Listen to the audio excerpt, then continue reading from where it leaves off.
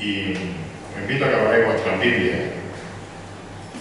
Como decía al principio, en la carta de los Romanos, y leeremos unos versículos en el capítulo 8. Hemos cantado que la tierra está gimiendo, pero tenemos la esperanza de que nuestro Dios un día hará todo nuevo y nosotros estaremos con Él. Eso hemos cantado y eso en cierta manera vamos también a ver en ese pasaje de Romanos 8. Ahora, para los que nos visitáis y no estáis acostumbrados, ¿no? Normalmente lo estáis aquí, llevamos tiempo en esta reunión, los jueves, viendo que Cristo es supremo sobre todo, supremo sobre todas las cosas. El fin de semana pasado también se nos enseñó, creo que muy acertadamente, sobre que Cristo es superior, sobre la suficiencia también de nuestro Señor Jesucristo, de que Cristo es eso, Él es suficiente, no necesitamos nada más, Él es supremo sobre todas las cosas, en el mensaje del Evangelio.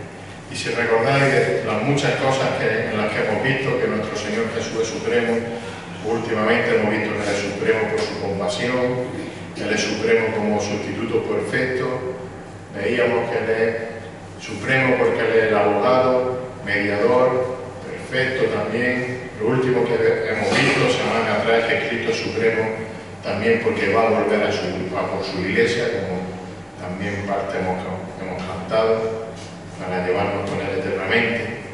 Y siguiendo en esta línea, esta tarde vamos a empezar otra pequeña serie en la que vamos a afirmar que Cristo es supremo como juez. Cristo es supremo como juez. Lo es como abogado, pero fijaros también, Él es supremo como juez. Cristo es el juez justo, que sabemos que un día va a juzgar a toda la humanidad y va a juzgar a todo lo creado. Porque hay un juicio final, aunque algunos se rían de eso o no quieran pensar en ello, hay un juicio final que, fijaros, hasta la propia creación anhela, desea que llegue ese día, desea que llegue ese día y desea que se produzca ese juicio final hasta la propia creación. Lo vamos a leer en Romanos. Así que Cristo es supremo porque Él es el juez en ese juicio final. Como digo, un juicio que será real, un juicio que será evidente, quiera la gente o no lo quiera. Así que con la ayuda del Señor y basándonos en este pasaje de Romanos, vamos a ver la evidencia de que hay un juicio final. Y esa evidencia se ve por medio, reflejado, lo vamos a leer en el anhelo precisamente de la creación por la venida del juez justo, del justo juicio de Dios. La creación anhela ese juicio. Mirad, Romanos capítulo 8, versículos 18 al 25. Dice así la palabra del Señor. Leo la versión de la América por si os cambia alguna palabra. Pero le dice allí Pablo a los creyentes de Roma, dice: pues considero que los sufrimientos de este tiempo presente no son dignos de ser comparados con la gloria que nos ha de ser revelada. Y dice el versículo 19, porque el anhelo profundo de la creación es aguardar ansiosamente la revelación de los hijos de Dios. Porque la creación fue sometida a vanidad, no de su propia voluntad, sino por causa de aquel que la sometió, en la esperanza de que la creación misma será también liberada de la esclavitud de la corrupción a la libertad de la gloria de los hijos de Dios. Versículo 22, pues sabemos que la creación entera aún gime y sufre dolores de parto hasta ahora. Y no solo ella, sino que también nosotros mismos, que tenemos las primicias del Espíritu, aún nosotros mismos gemimos en nuestro interior aguardando ansiosamente la adopción como hijos, la redención de nuestro cuerpo. Porque en esperanza hemos sido salvos, pero la esperanza que se ve no es esperanza, pues porque esperar lo que uno ve. Y dice el 25, pero si esperamos lo que no vemos, nos paramos por fe, como sabemos, pero si esperamos lo que no vemos, con paciencia lo aguardamos. Tranquilamente podemos aguardar con paciencia. Que el Señor bendiga su palabra. Evidentemente, para todos nosotros de sobra conocido históricamente la importancia que tenía la ciudad de Roma como capital de todo el Imperio Romano.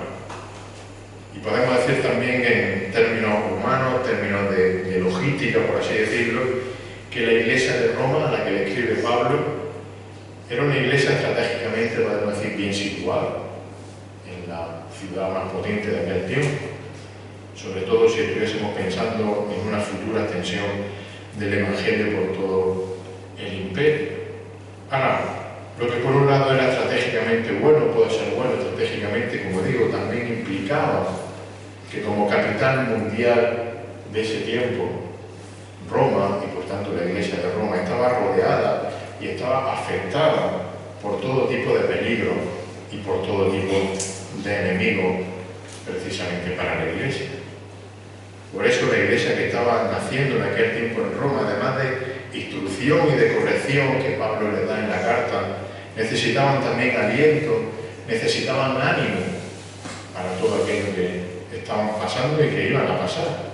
Y este pasaje que hemos leído da ese aliento a los romanos, a la iglesia de Roma, por tanto también nos lo da a nosotros.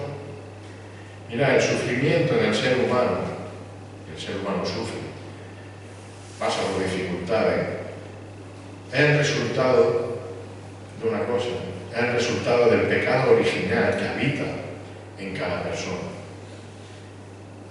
¿Me explico?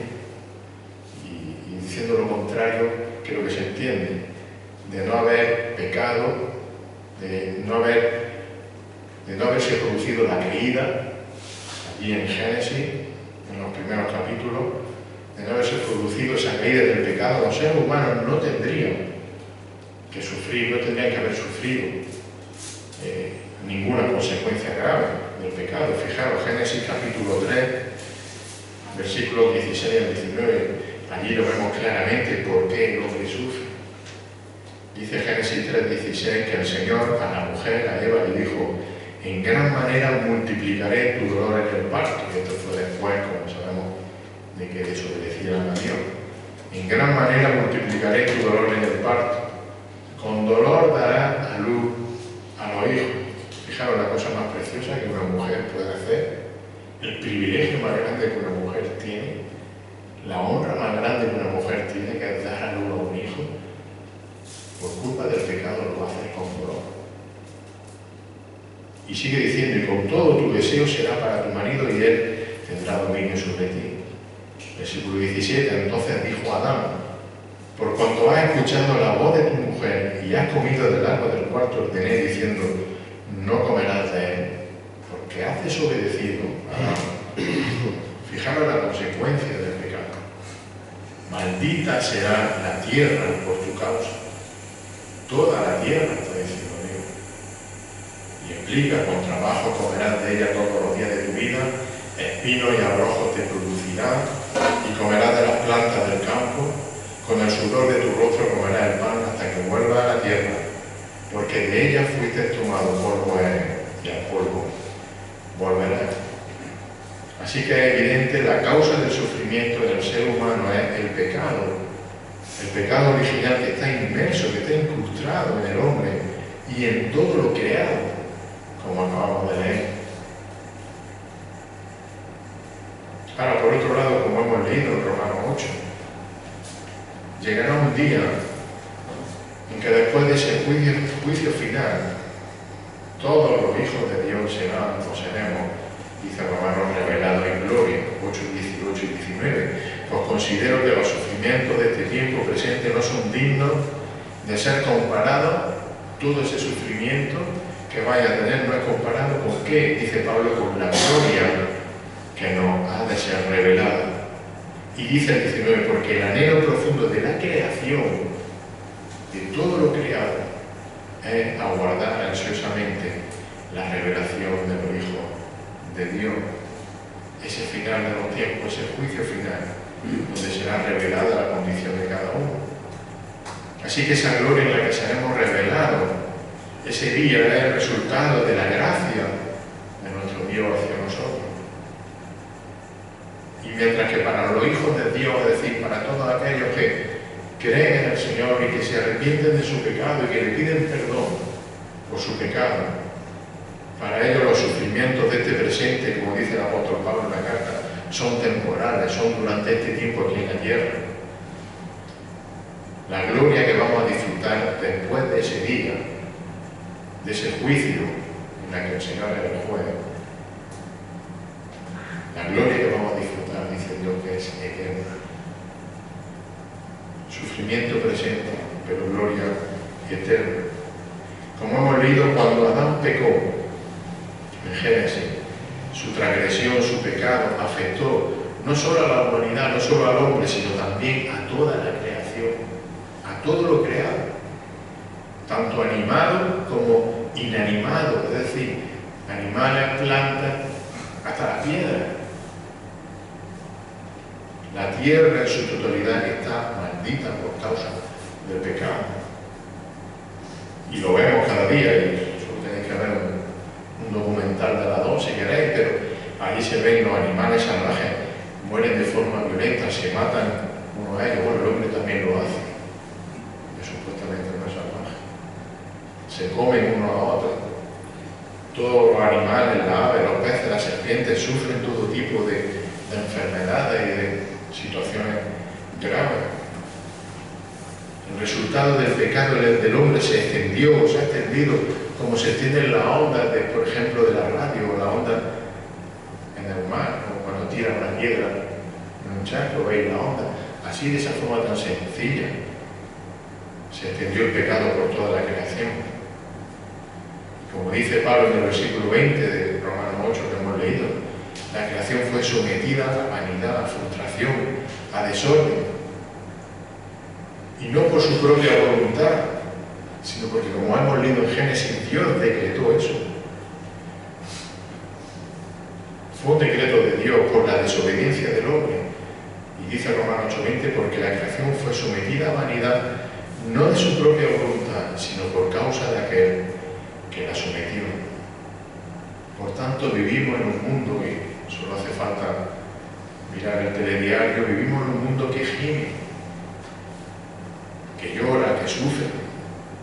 Toda la creación gime a uno, sufre dolores como de parto, como hemos leído. La tierra está sacudida continuamente por todo tipo de catástrofes, de cataclismos.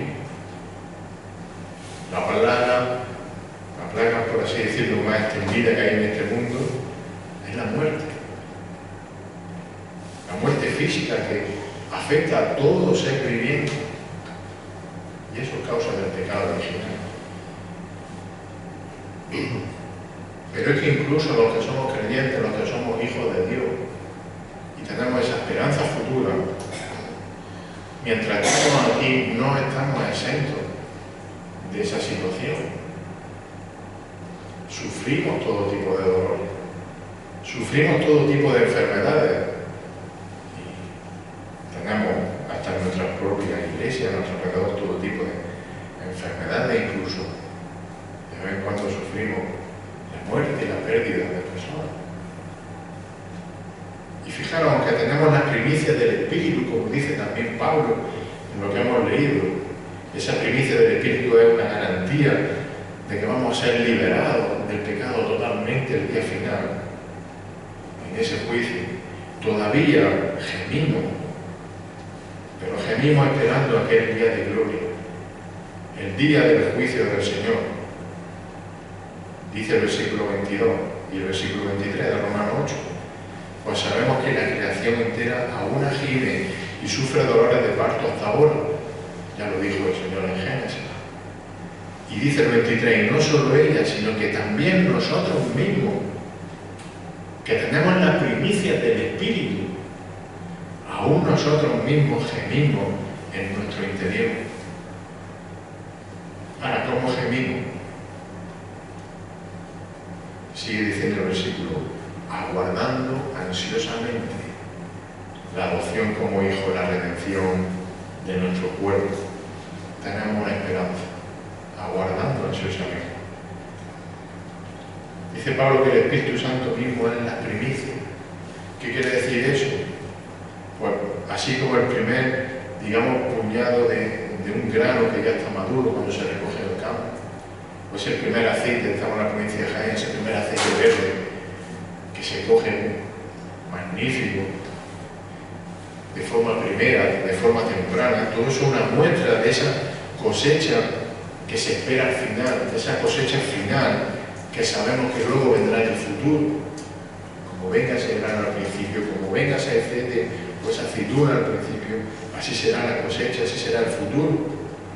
Pues igualmente el Espíritu Santo es la muestra, es la garantía, la presencia del Espíritu en nosotros, es la garantía de que toda esa herencia final después de ese juicio será también nuestra. Así que nuestra esperanza es que el día del juicio, ese día final, seremos liberados totalmente de la presencia del pecado, de la esclavitud del pecado, que ya hemos sido liberados de esa esclavitud cuando el Señor nos salvó. Pero ese día seremos totalmente liberados de la presencia del pecado y de todas sus trágicas consecuencias, de todo el dolor de parto, de toda enfermedad, de toda lágrima. Ya no gemiremos. Esa es la promesa de Dios, la promesa que podemos esperar, aguardar ansiosamente, como hemos leído en el versículo 23. Una promesa tan cierta que incluso aunque todavía, como digo, no ha llegado ese día del juicio, aunque todavía nos toca sufrir temporalmente en este mundo, los hijos de Dios ya podemos sentir, ya podemos disfrutar de esa liberación de la esclavitud al pecado y podemos hacerlo por un motivo. Podemos hacerlo gracias a que nuestro Salvador, gracias a que Cristo Jesús, gracias a que aquel que pagó nuestra deuda, aquel que compró nuestro perdón en la cruz del Calvario. Fijaros todo lo que ya ha hecho. No es poco. Además, es nuestro abogado, como vimos también. Pues además de abogado, también es el juez en ese día final. Así que nuestra salvación es segura. Porque Cristo es supremo como juez. Nuestro Salvador es el que nos juzga. Sabemos el resultado del juicio. Por tanto, eso implica que aunque por un tiempo tengamos que sufrir, y estas son las palabras de ánimo de Pablo a los romanos y también para nosotros, aunque por un tiempo tengamos que sufrir, aunque por un tiempo tengamos que pasar aflicción, Pablo le dice a los romanos, también nos anima a que aguardemos con paciencia ese día del juicio final, porque ese día será un día de victoria, un día de victoria para nuestro Señor y evidentemente también para nosotros, porque seremos revelados juntamente con Él, como dice Pablo. Desfilaremos junto a Él en ese desfile final. Versículo 24 y 25, con esto terminamos. Romanos 8, porque en esperanza hemos sido salvos. Pero la esperanza que se ve no es esperanza, lo que estás viendo no es esperanza, lo estás viendo. ¿Por qué esperar lo que uno ve? Está diciendo Pablo de forma como retórica.